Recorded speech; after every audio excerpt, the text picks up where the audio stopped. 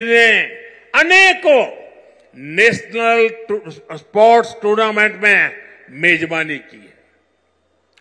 अब जम्मू कश्मीर देश की शीतकालीन खेल विंटर गेम्स एक राजधानी विंटर स्पोर्ट्स कैपिटल के रूप में ये मेरा जम्मू कश्मीर उभर रहा है। हाल ही में हुए खेलो इंडिया विंटर गेम्स में करीब 1000 खिलाड़ी देश भर से आए, उन्होंने हिस्सा लिया। साथियों, आज जम्मू कश्मीर विकास की नई ऊंचाइयों को छू रहा है, क्योंकि जम्मू कश्मीर आज खुल करके सांस ले रहा है। बंदिशों से ये आजादी आर्टिकल 370 हटने के बाद आई है।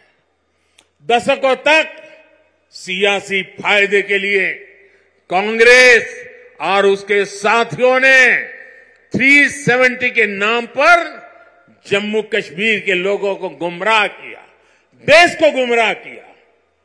370 से फायदा जम्मू कश्मीर को था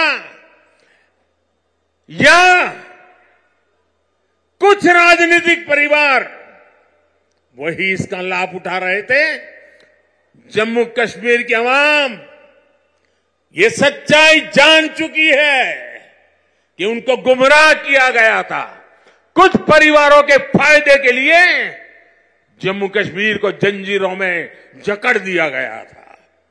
आज 370 नहीं है, इसलिए जम्मू कश्मीर के युवाओं की प्रतिभा का पूरा सम्मान हो रहा है, उन्हें नए अवसर मिल रहे हैं। आज यहां सबके लिए समान अधिकार भी है, समान अवसर भी है। पाकिस्तान से आए शरणार्थी, हमारे वाल्मीकि समुदाय के भाई बहन, हमारे सफाई कर्मचारी भाई बहन, इनको वोट देने का अधिकार 70 साल तक नहीं मिला, वो अब मिला है। वाल्मीकि समुदाय को एससी कैटेगरी का लाभ मिलने की वर्षों पुरानी मांग पूरी हुई है। अनुसूचित जनजातियों के लिए विधानसभा में सीटें आरक्षित हुई है। पद्दारी जनजाति, पहाड़ीय जातीय समूह, गड्ढा ब्राह्मण और कोली समुदाय को अनुसूचित जनजाति में शामिल किया गया है। हमारी सरकार में पंचायत, नगरपालिका और नगर निगम में अन्य पिछड़ा वर्ग को आरक्षण दिया गया। परिवारवादी पार्टियों ने जम्मू कश्मीर के लोगों को दशकों तक इन अधिकारों से वंचित रखा। आज हर वर्ग को उनके अधिकार लौटाए जा रहे हैं। साथियों, जम्मू कश्मीर में परिवारवाद और भ्रष्टाचार का एक बहुत बड़ी भुक्तभोगी रही है हमारी जे.एंड.के बैंक। इस बैंक को तबाह करने में यहां की पहले की सरकारों ने कोई कोर कसर बाकी नहीं छोड़ी थी। बैंक में अपने नाते रिश्तेदारों और भाई भतीजों को भरकर इन परिवारवादियों ने बैंक की कमर तोड़ दी थी। मिसमैनेजमेंट की वजह से बैंक इतना घाटे में गया था कि आप सभी के हजारों करोड़ रुपए डूब जाने का खतरा था।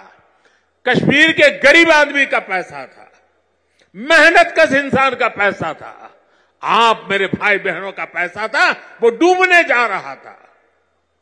जे.एंड.के बैंक को बचाने के लिए हमारी सरकार ने एक के बाद एक रिफॉर्म किए।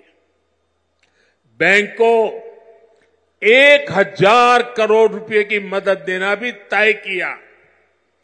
जे.एंड.के बैंक में जो गलत तरीके से भर्तियां हुई थी, उनके खिलाफ भी हमने सख्त कार्रवाई की। आज भी एंटी करप्शन ब्यूरो ऐसी हजारों भर्तियों की जांच कर रही है। बीते 5 साल में जम्मू कश्मीर के हजारों नौजवानों को पूरी पारदर्शिता के साथ बैंक में नौकरी मिली है। सरकार के निरंतर प्रयासों से आज J&K बैंक फिर से मजबूत हो गई है। इस बैंक का मुनाफा, जो डूबने वाली बैंक थी, ये मोदी की गारंटी देखिए, डूबने वाली बैंक थी, आज उसका मुनाफा 1700 करोड़ रुपए तक पहुंच रहा है। ये आपका पैसा है, आपके हक का पैसा है। मोदी तो चौकीदार बन के बैठा है। 5 साल पहले बैंक का बिजनेस 1.25 लाख करोड़ रुपए में सिमट गया था, सिर्फ 1.25 लाख करोड़।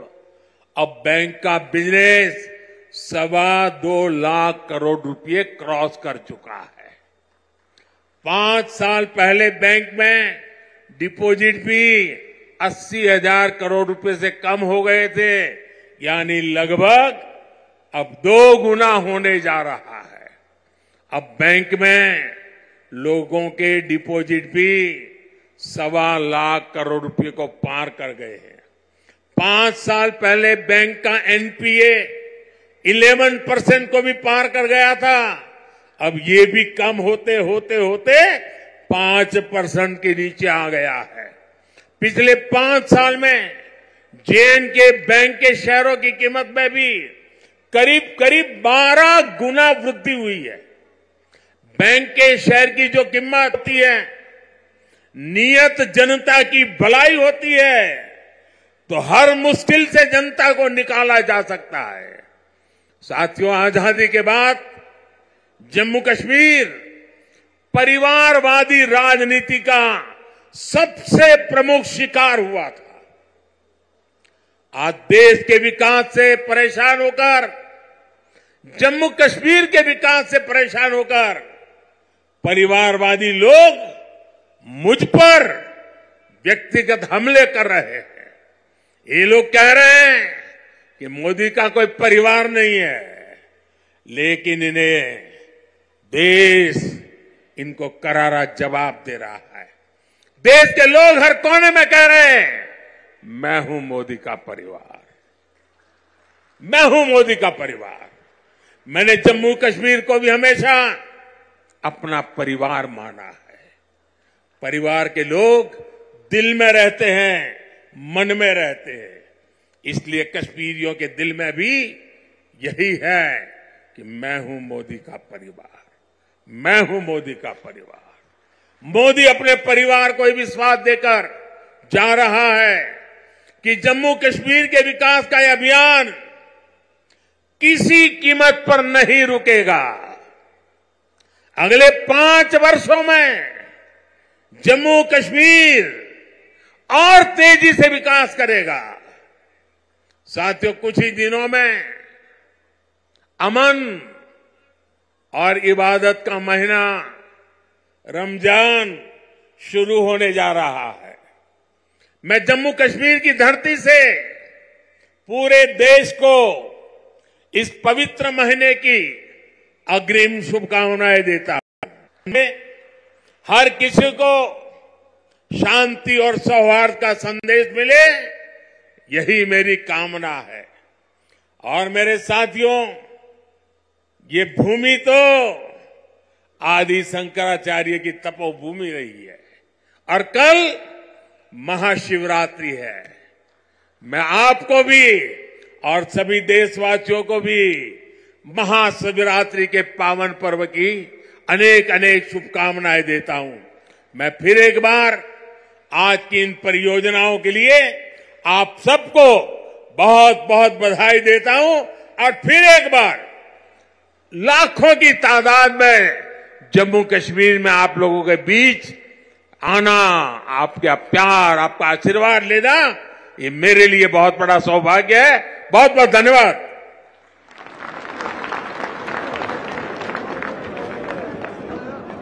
देश के प्रधानमंत्री नरेंद्र मोदी को इस वक्त आप सीधे जम्मू कश्मीर से सुन रहे थे। कश्मीर में पीएम मोदी की मौजूदगी, लाखों की तादाद में जो लोग वहां पे पहुंचे हुए हैं, सुबह से उनका जोश आप देख रहे हैं और पीएम मोदी के भाषण की जो बड़ी बातें हैं वो भी इस वक्त हम आपको एक एक करके बताएंगे। लेकिन ये तस्वीरें इस वक्त बहुत खास है। ये वो कश्मीर है जो सालों साल अपने आप को भारत से अलग महसूस करता था। वहां के कुछ ऐसे लोग जो चाहते थे कि वो मुख्य धारा में जुड़े रहें, लेकिन वहां की राजनीति, वहां के चंद मुट्ठी भर नेता, उन्होंने हमेशा इन लोगों की सुनी नहीं। लेकिन अब वक्त बदल चुका है 370 खत्म होने के बाद।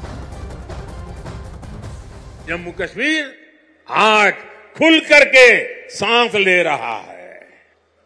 बंदिशों से ये आजादी आर्टिकल 370 हटने के बाद आई है। दशकों तक सियासी फायदे के लिए कांग्रेस और उसके साथियों ने 370 के नाम पर जम्मू कश्मीर के लोगों को गुमराह किया, देश को गुमराह। कुछ राजनीतिक परिवार वही इसका लाभ उठा रहे थे। जम्मू कश्मीर की आवाम को गुमराह किया गया था। कुछ परिवारों के फायदे के लिए जम्मू कश्मीर को जंजीरों में जकड़ दिया गया था। जम्मू कश्मीर के युवाओं की प्रतिभा का पूरा सम्मान हो रहा है, उन्हें नए अवसर मिल रहे हैं।